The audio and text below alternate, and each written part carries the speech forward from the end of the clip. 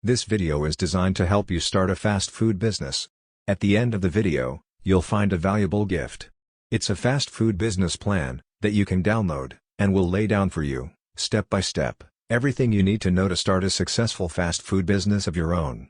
If you are new to this channel, make sure to hit the subscribe button for more videos like this. Fast food and casual dining is a huge industry that contains a great deal of competition. In big cities, there is a bewildering quantity of fast food restaurants, but this does not mean that new businesses are doomed to fail. Here are some things you need to work on if you want to open a fast food restaurant with staying power. Great ingredients. The best fast food is simple. When asked to list their favorite fast foods, famous chefs invariably chose examples of very simple dishes, where the base ingredients were king. The general consensus is also present among the fast food buying public. Good ingredients prepared well at a reasonable price is the name of the game. Make sure that you secure access to a quality supplier, and don't skimp on vegetable or meat quality. Cost-effective packaging. Takeaway food needs to be served in something. This means that fast food restaurants go through a veritable mountain of packaging every month. It is important that your packaging is financially sustainable. Foil containers are usually available for cheap prices, as are paper wraps. Avoid plastic Tupperware containers and expensive custom packaging, if you cannot afford it. Think of the overheads. A unique concept. Innovation breeds success in the fast food and casual dining business. A unique restaurant concept can help build a head of steam and draw in new customers. Reviewers and influencers also typically gravitate towards new ideas, which make a new and unique restaurant concept quite likely to pay off. New ideas have to have merit, as well as a unique nature. Ultimately, the quality of your food is more important than any innovation. Solid branding. Good branding is significant in the fast food world.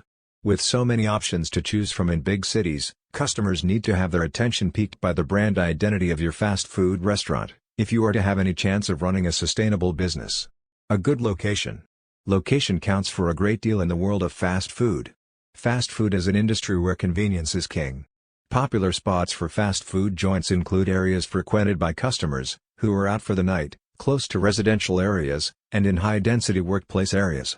Fast food restaurants typically do poor business in rural areas, and the hinterlands between suburbia and rural areas. Part of your business plan should involve securing a good location for your restaurant. Without a good location, your branding, ingredients, staffing, and concept will all be in vain. Swift service. Fast food really does need to be fast. Customers expect dishes to be ready in less than 10 minutes, and modern delivery culture means that they often also expect dishes to be ordered from afar and delivered within half an hour. Speedy service is key. Adequate staffing and good food preparation protocols are the most significant factors influencing speed. Simplifying recipes and pre-preparing some elements of dishes is also very important. Know your target market. First things first, to give yourself the best shot at success, you need to know your target market. Why? To maximize your sales, you must provide your customers with what they want. And the only way to do that is by understanding who they are and what they expect in a quick-service restaurant. If you can't provide the type of experience that your potential customers expect and love, your business won't be around for long. To help you get started, let's look at a few common characteristics of your typical quick-service restaurant customer. The overarching point you need to know is that customers of quick-service restaurants aren't there for the ritzy, fine dining experience that you get at exclusive full-service restaurants. They're there because they're hungry and they want food fast. Everyone takes advantage of the convenience that a quick-service restaurant offers, from time to time. They're perfect for when you're in a rush, or are trying to cram in some errands on your lunch break. That tells you one very important thing: in order to be successful, you'll need to get customers the food they want as quickly as possible. While quick-service restaurants appeal to a variety of target markets due to their fast, convenient nature, two demographic groups are generally the most valuable to quick-service restaurants: millennials and parents. Take millennials for instance. According to surveys, the average millennial will visit a fast food business at least 12 times a month, and they spend more of their income on food than any other generation previously. The other big target market, parents, is looking for value, convenience and health. In traditional families, the mother is often the primary decision maker when it comes to food, and they're a large group. There are 32 million of them in the US alone. So, in order to effectively serve this audience, you will want to emphasize health in addition to convenience. If your quick-service restaurant can account for these two groups from the outset, you'll be off to a strong start. But that's only the beginning. You can get extremely granular when defining your target audience, and we recommend that you do so. Any extra work you put in here will pay dividends when the time comes to create your menu, decorate your restaurant, define your menu, and more. The next part of the video is not specific to a fast food business.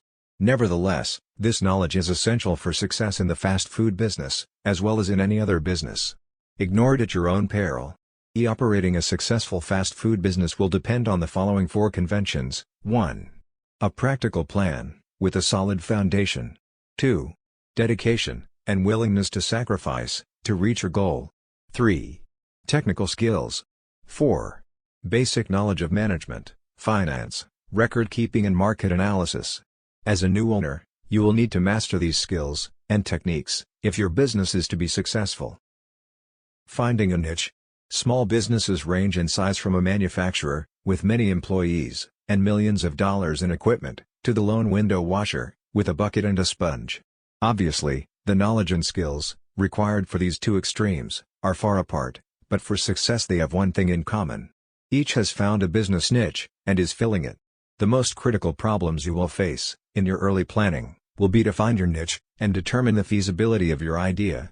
Get into the right business at the right time, is very good advice, but following that advice may be difficult. Many entrepreneurs plunge into a business venture, so blinded by the dream, that they fail to thoroughly evaluate its potential. Is your business idea feasible? Before you invest time, effort, and money, the following exercise will help you separate sound ideas from those bearing a high potential for failure. Identify and briefly describe the business you plan to start. Identify the product or service you plan to sell.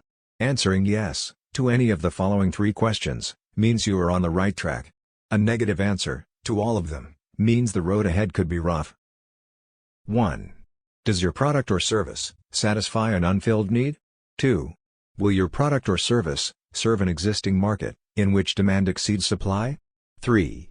Will your product or service be competitive based on its quality, selection, price, or location? Market analysis. For a small business to be successful, the owner must know the market. To learn the market, you must analyze it, a process that takes time and effort. You don't have to be a trained statistician to analyze the marketplace, nor does the analysis have to be costly. Analyzing the market is a way to gather facts about potential customers, and to determine the demand for your product or service. The more information you gather, the greater your chances of capturing a segment of the market. Know the market before investing your time and money in any business venture. The following questions will help you collect the information necessary to analyze your market, and determine if your product or service will sell. This brief exercise will give you a good idea of the kind of market planning you need to do. An answer of no to any of the questions indicates a weakness in your plan, so do your research until you can answer each question with a yes. 1. Do you know who your customers will be? 2. Do you understand their needs and desires? 3. Do you know where they live? 4. Will you be offering the kind of products or services that they will buy? 5. Will your prices be competitive in quality and value? 6. Will your promotional program be effective? 7. Do you understand how your business compares with your competitors? 8. Will your business be conveniently located for the people you plan to serve? 9. Will there be adequate parking facilities for the people you plan to serve? Planning your startup. The following questions are grouped according to function. They are designed to help you prepare for opening day. Merchandise. Have you decided what items you will sell or produce, or what services you will provide? Have you made a merchandise plan, based upon estimated sales, to determine the amount of inventory you will need to control purchases? Have you found reliable suppliers, who will assist you in the startup? Have you compared the prices, quality, and credit terms of suppliers? Business records. Are you prepared to maintain complete records of sales, income and expenses, accounts payable, and receivables? Have you determined how to handle payroll records, tax reports, and payments? Do you know what financial reports should be prepared, and how to prepare them? Finances. A large number of small businesses fail each year. There are a number of reasons for these failures, but one of the main reasons is insufficient funds. Too many entrepreneurs try to start and operate a business without sufficient capital, money.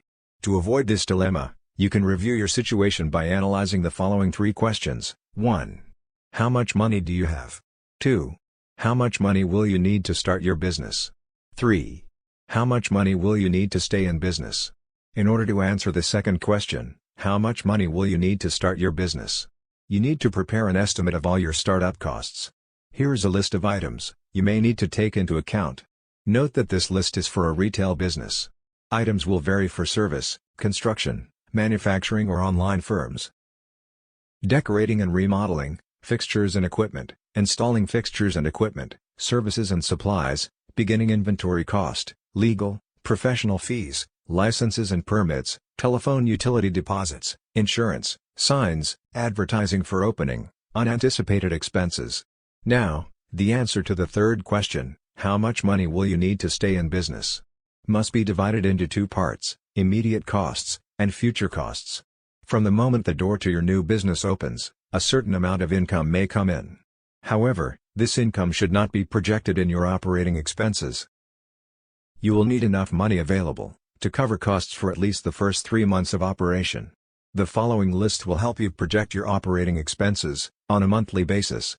Typical expenses for 1 month may include your living costs, employee wages, rent, advertising, supplies, utilities, insurance, taxes, maintenance, delivery, transportation, miscellaneous. Now sum up the total estimated monthly expenses, and multiply it by 3. This is the amount of cash you will need to cover operating expenses for 3 months.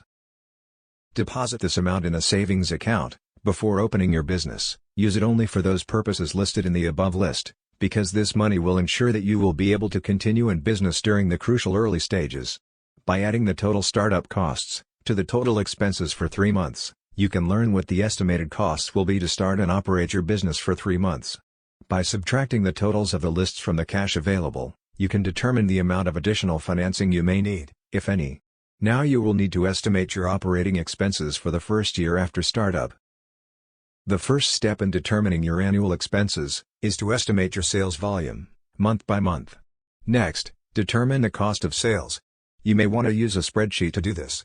After startup, the primary source of revenue in your business will be from sales, but your sales will vary from month to month because of seasonal patterns and other factors.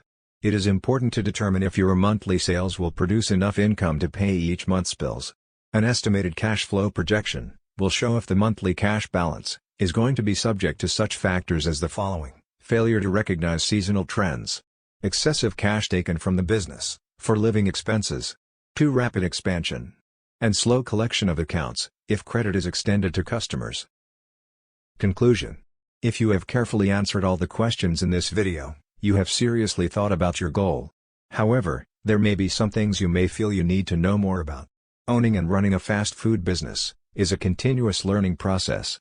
Research your idea, and do as much as you can, yourself, but don't hesitate to seek help from people who can tell you what you need to know. As we conclude this video, it's time you get your free fast food business plan gift. Go to the description below this video to get it now. It is completely free, no strings attached. Thanks for watching. If you enjoyed this video, please like and hit the subscribe button for more videos like this.